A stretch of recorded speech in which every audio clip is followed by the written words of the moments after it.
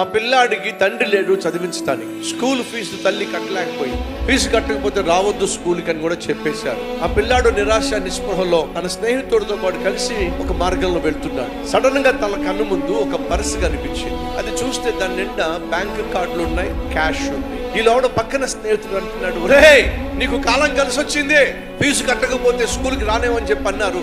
సరైన సమయంలో నీకు పర్సు దొరికింది. పర్సు నిండా డబ్బులు ఉన్నాయి, స్కూల్ ఫీజు కట్టచ్చు, నువ్వు హ్యాపీగా వెళ్ళి హోటల్లో భోజనం చేయొచ్చు, లేక టిఫిన్ తినొచ్చు, దాంట్లో డబ్బులుది అని చెప్పినాడు పక్కోడు. అప్పుడు ఈ కుర్రోడు అంటాడు, రే దొంగతనం చెయ్యొద్దని మా అమ్మ చెప్పిందిరా. మీ అమ్మకి ఎవరు చెప్పారట? పరిశుద్ధ గ్రంథంలో ఉన్న దేవుడు చెప్పాడట. నీ కర్మ అయితే అని చెప్పి అనేసాడు. ఈ లోపల ఒక అతను పెద్ద పరుగు వచ్చాడు. పెద్ద అంటున్నాడు, నా పర్సు పోయింది బాబు, దాంట్లో నాకు విలువైన బ్యాంక్ కార్డ్స్ ఉన్నాయి.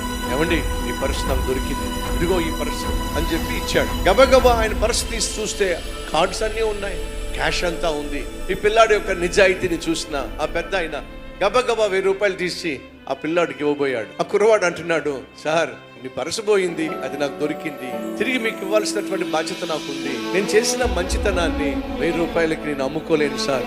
మా అమ్మ చెప్పింది, ఏ రోజు కూడా మంచితనాన్ని అమ్ముకునే ప్రయత్నం చేయొద్దు అని చెప్పి, కాబట్టి మీ డబ్బులు నాకు వద్దు సార్. ఆయన ఆశ్చర్యపడిపోయాడు. ఈ పిల్లాడు ఎవడో చాలా మంచోడు, వెళ్ళిపోయాడు. మరుసటి రోజు ఆ స్కూల్కి వెళ్ళినప్పుడు టీచర్ చెప్తుంది, ప్రిన్సిపల్ మేడం నేను రమ్మని చెప్పింది, అయితే నన్ను తీసేస్తారనమాట. బిక్కుమంటూ ప్రిన్సిపల్ రూమ్ లోకి వెళ్ళాడు. మేడం రమ్మన్నారట. ఎరా నిన్నేదో పర్స్ దొరికిందట నీకు? అవును మేడం. 1 రూపాయి కూడా తీసుకోకుండా పర్స్ ఆయనకి ఇచ్చేసావటగా? అవును మేడం. ఆ పర్సు పోయింది ఎవరిదో కాదు, నా బర్త్డే. ఆయన మామూలు వ్యక్తి కాదు, పెద్ద ఇంటర్నేషనల్ కంపెనీకి ఆయన యజమాని. నీ గురించి తెలుసుకున్నాడు, నాకు చెప్పాడు. ఆ పిల్లాడిని పిలిపించో. ఆ పిల్లాడు ఏం చదువుకుంటాడో, ఎంత వరకు చదువుకుంటాడో నేనే చదివిస్తానని చెప్పో. యథార్థవంతులను బలపరుచుటకు యెహోవా కనుదృష్టి లోకమంతా సంచరిస్తుందండి. నాన్న లేడో, నాన్న వాళ్ళు లేరో, చదివించే నాథుడు లేడో, కానీ దిగొచ్చాడండి పరలోకం నుంచి నా దేవుడో.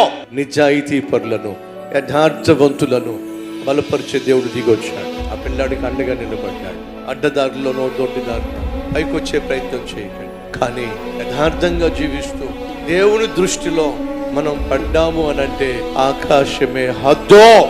అప్పటి వరకు దేవుడు కోరుతుంది ఏంటో తెలుసా? విశ్వాసాన్ని కాపాడుకో, ఆత్మీయతను కాపాడుకో, యథార్థతను కాపాడుకో.